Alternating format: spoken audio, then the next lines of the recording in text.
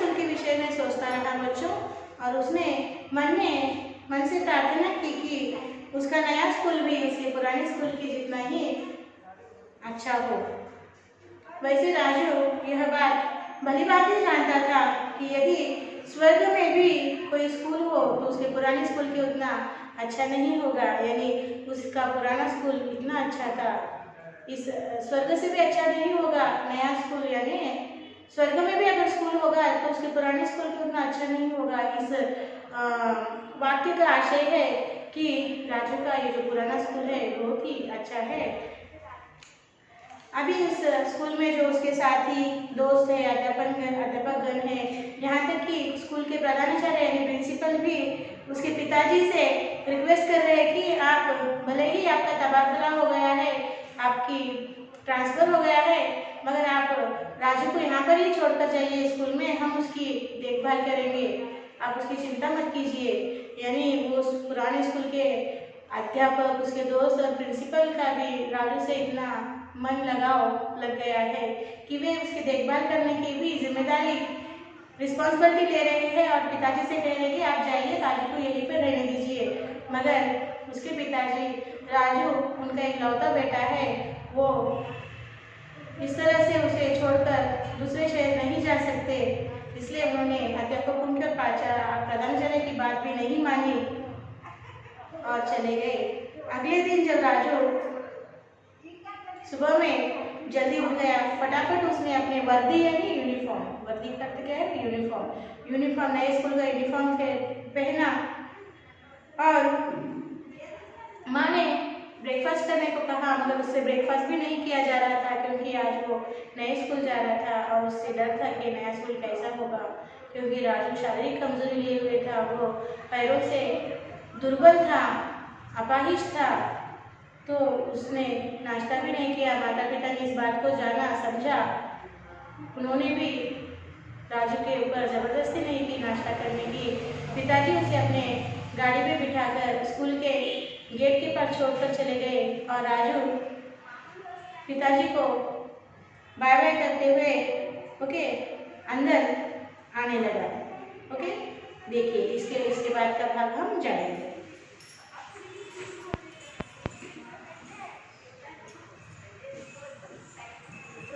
देखिए बच्चों, आगे क्या हुआ देखिए। राजू धीरे धीरे चलने लगा क्योंकि वह तेज नहीं चल सकता था। उसकी मधुर मुस्कान को लोग घूरते रहे और कुछ नहीं तो उसकी टांगों की ओर संकेत करके हंसते हुए उसका मजाक भी उड़ाया। कुछ क्षणों में ही पूरा मैदान और बरामदे में कौतूहल से देखने और उसकी ओर इशारा करके हंसने वालों से भर गए। स्कूल के अध्यापक भी पास से ऐसे गुजरे जैसे कुछ हो ही नहीं रहा है। जब पहला पीरियड आरंभ हुआ तो अध्यापक ने राजू को कक्षा में सबसे पीछे बिठा दिया। जब राजू से उसका परिचय पूछा गया तो उसने बताया कि वह एक गांव के स्कूल से आया है। इस पर छात्रों को हंसी आई। मधुर स्वभाव वाले राजू ने इसके पहले गुस्से को कभी भी महसूस नहीं किया था। वह स्वयं को यही समझता रहा कि अभी धैर्य रखने की जरूरत है, जल्दी सब कुछ ठीक हो जाएगा। लेकिन पूरे दिन हर पीरियड में यही व्यवहार दोहराया जाता रहा। राजू तो किसी अलग ही मिट्टी का बना हुआ था। उसने यह प्रमाणित करने का निश्चय किया था कि गांव के स्कूल शहरों के बराबर ही अच्छे होते हैं। उस शाम राजू ने अपने माता पिता को कुछ नहीं बताया। उनके जिज्ञासापूर्ण प्रश्नों पर मुस्कुराकर रह गया क्योंकि वह झूठ भी नहीं बोलना चाहता था। अगला दिन उससे और अगला और फिर महीने का हर दिन उसके लिए ऐसा ही रहा। उसकी कक्षा में उसके हाथ उठाने पर भी उसे प्रश्नों का उत्तर नहीं देने दिया गया। उसका कोई मित्र भी नहीं बन पाया था। आधी छुट्टी में जब बाकी सभी लड़के खेलने जाते तो वह कक्षा में ही बैठा रहता। अब तक पूरा स्कूल जान गया था कि राजू एक गवार लड़का है। और उसे अपने गांव के स्कूल का बड़ा घमंड है। देखिए बच्चों, ऐसा अक्सर होता है, हमेशा होता है कि जब कभी कोई नया बच्चा अपने स्कूल में आता है तो लोग उसकी ओर यानी स्कूल के अन्य बच्चे उसकी ओर कौतूहल से यानी आश्चर्य से देखने लगते हैं कि यह किधर से आया है, कैसे आया, ऐसा घूर घूर के देखने लगते हैं, स्कूल के बालकनी में आकर देखने लगते हैं। ओके। और राजू तो शारीरिक कमजोरी लिए हुए था, दुबला पतला था, उसके पैर कमजोर थे, अपाहिज था वो। तो इस तरह से एक अपाहिज लड़के को स्कूल में आते हुए देखकर, और वो गांव के स्कूल में पढ़ा हुआ लड़का था, शहरी बच्चों से थोड़ा अलग सा था, तो इस तरह सब लोग उससे अजीब से देख रहे थे, हंस रहे थे, हंसते हुए उसकी ओर इशारा कर रहे थे। और अध्यापक भी उस स्कूल के ऐसे पास से गुजर रहे थे कि जैसे उन्हें कुछ पता ही नहीं कि स्कूल में क्या चल रहा है। वे इस स्थिति को रोकने का प्रयास भी नहीं कर रहे थे। फिर राजू अपने कक्षा में गया, वहाँ पर अध्यापक जी ने उसे लास्ट बेंच पर बिठा दिया और उससे जब उसका परिचय पूछा, तब परिचय यानी सेल्फ आइडेंटिफिकेशन पूछा कि तुम कौन हो, किधर से आए हो, तब राजू ने कहा कि मेरा नाम राजू है, मैं गांव के स्कूल में पढ़ता था।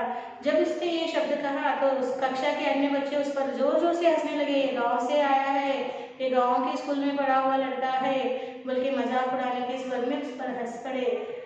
सहसा राजू को कभी गुस्सा नहीं आता था, मगर इस बार उसे गुस्सा महसूस होने लगा था। फिर भी उसने अपने आप को शांत रखना ही ठीक समझा और इस तरह से उस दिन सारा पूरा दिन हर एक पीरियड के अध्यापक आते गए, वे उसका परिचय पूछते गए और बच्चे इसी तरह हंसते गए।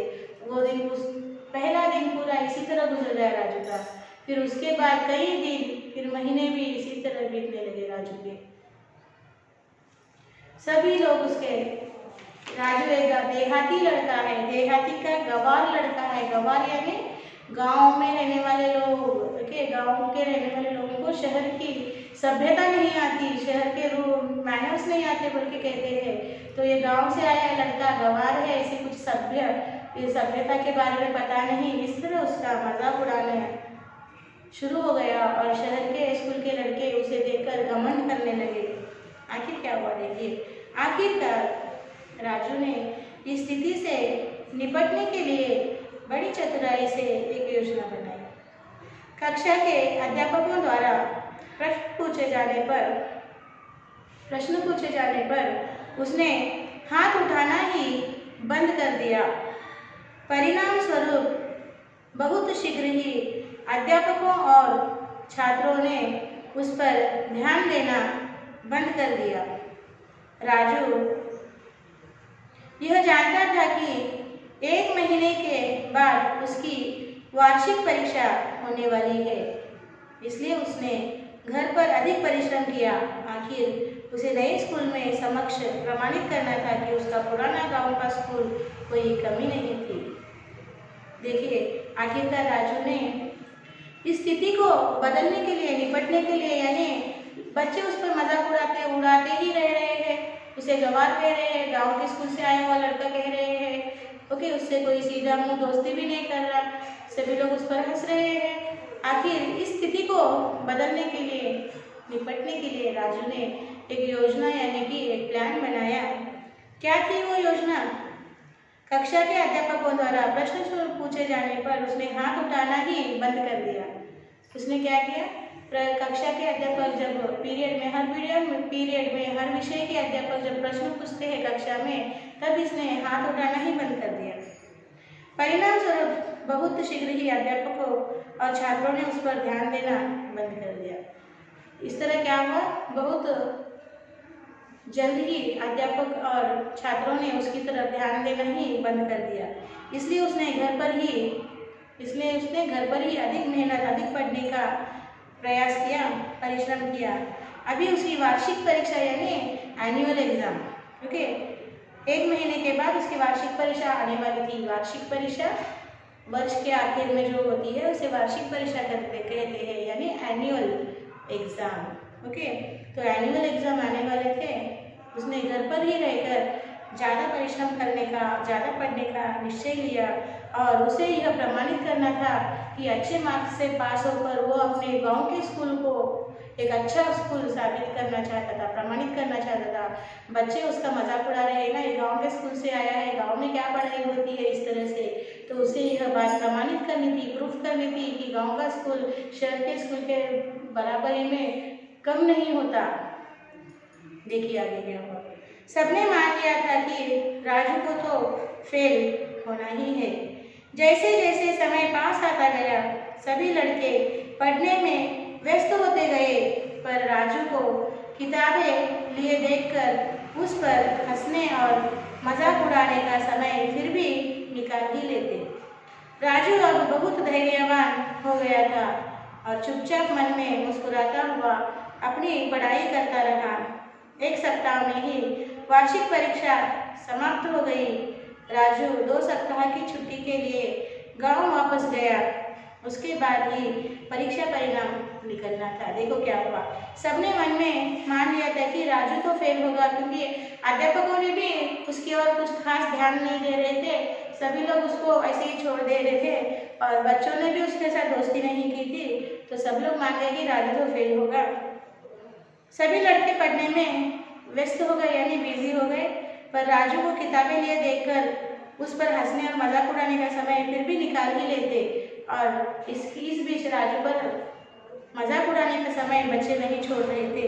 राजू बहुत धैर्यवान हो गया था और चुपचाप मन में मुस्कुराता हुआ अपनी पढ़ाई करता रहा। देखिए बच्चों, बच्चे इस तरह से राजू को सता रहे हैं, मगर राजू देखो अपना धैर्य नहीं छोड़ रहा, अपना साहस नहीं छोड़ रहा, अपनी हिम्मत नहीं छोड़ रहा। वो गुस्से में नहीं आ रहा, वो लोगों से वाद विवाद यानी बहस नहीं कर रहा। वो शांत बनाए हैं, अपना मन और अपना माइंड, अपना दिमाग शांत रखे हुए हैं। हमें भी इस तरह से सहनशीलता का पालन करना चाहिए, तभी हमारे जीवन में आगे बढ़ेंगे। देखो राजू अभी भी अपना धैर्य बनाए हुआ था और मन में चुपचाप मुस्कुराता हुआ था, अपनी पढ़ाई करता रहा। एक सप्ताह में ही वार्षिक परीक्षा समाप्त हो गई। एक सप्ताह यानी 1 वीक में वार्षिक परीक्षा समाप्त हुई, इसका अर्थ है 1 वीक में एनुअल एग्जाम कंप्लीट हो गए। राजू 2 सप्ताह की छुट्टी के लिए गांव वापस गया।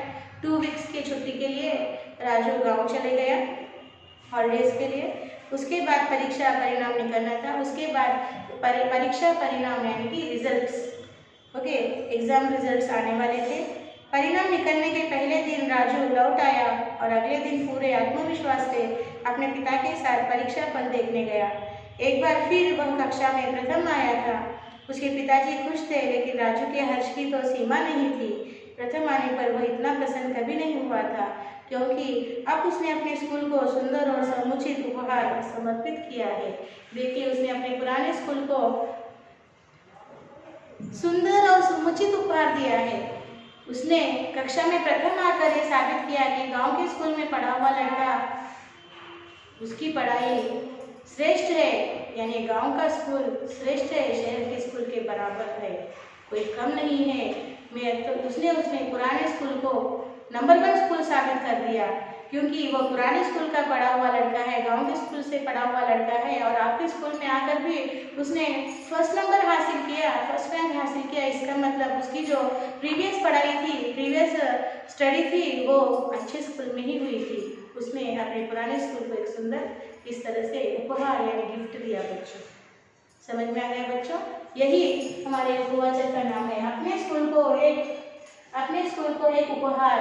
आप भी छात्र हो और आप भी अपने अच्छे स्कूल में पढ़ रहे हो, आपका कर्तव्य है कि आप सब लोग अच्छे मार्क्स से पास हो, रैंक्स हासिल करो और स्कूल को इस तरह राजू की तरह एक उपहार दो। समझ में आ गया बच्चों? यहाँ तक के भाग का आप एक बार मौन वाचन में साइलेंट रीडिंग कीजिए, फिर हम अगले भाग की चर्चा करेंगे।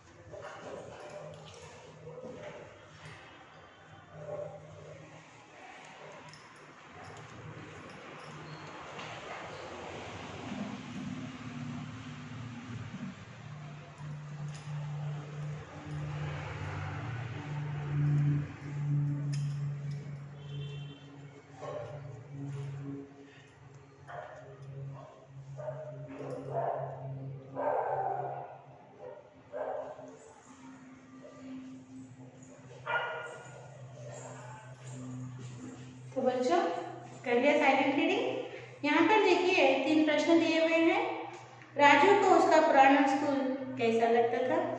राजू के प्रति नए स्कूल के साथियों का व्यवहार कैसा था?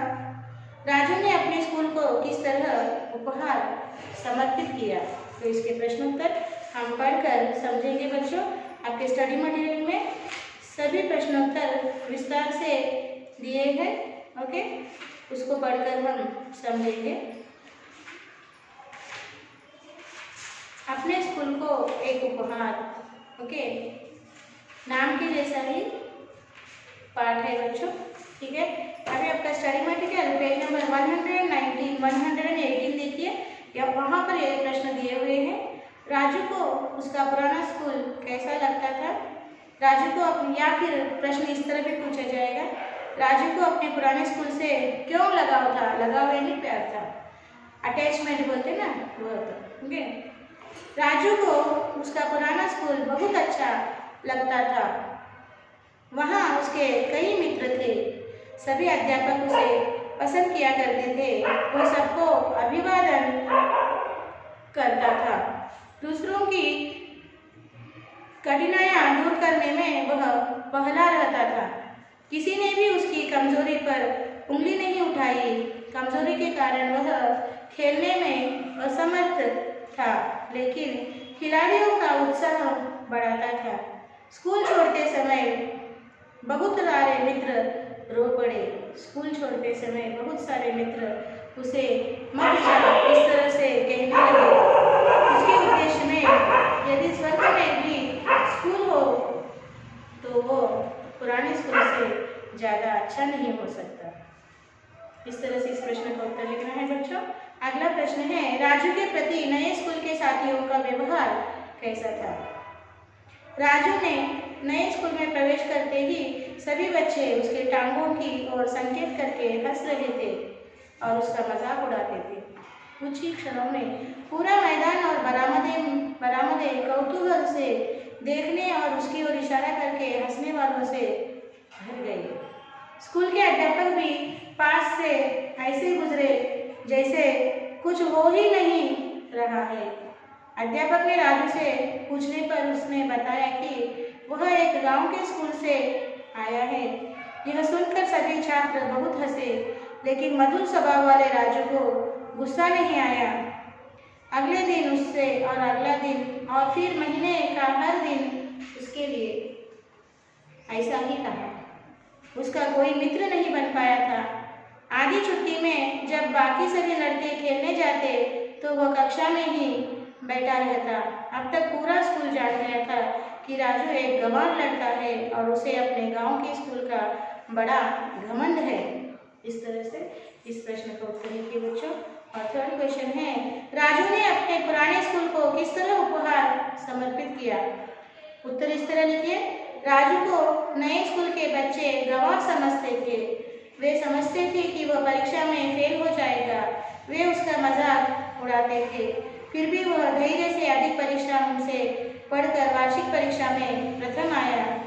उसकी खुशी की सीमा नहीं थी। इस तरह राजू ने यह महान सफलता और कीर्तिमान अर्थात उपहार अपने पुराने ग्रामीण स्कूल को समर्पित किया, साथ साथ नए स्कूल का नाम भी रोशन कर दिया। इस तरह हमने यहाँ पर सारे प्रश्नोत्तरों को पढ़कर मैंने आपको समझा दिया है। मेरा निवेदन है आपसे बच्चों, आप भी सभी प्रश्नोत्तरों को अपने स्टडी मटेरियल में से एक बार शांति से पढ़िए, समझिए। कोई दिक्कत हो तो आप तुरंत अपने मुझसे संपर्क कीजिए, फोन कीजिए, मैं आपकी समस्या का समाधान करूँगी। ठीक है ना बच्चों? तो आज आपका साक्षी इस तरह लिखिए, Sakshi subject Hindi, second language, class 10th class, and HW, learn and write all question and answers from उपवाचक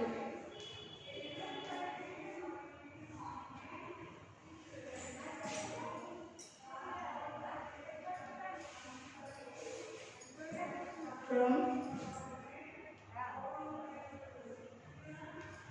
उपवाचक 3 in HW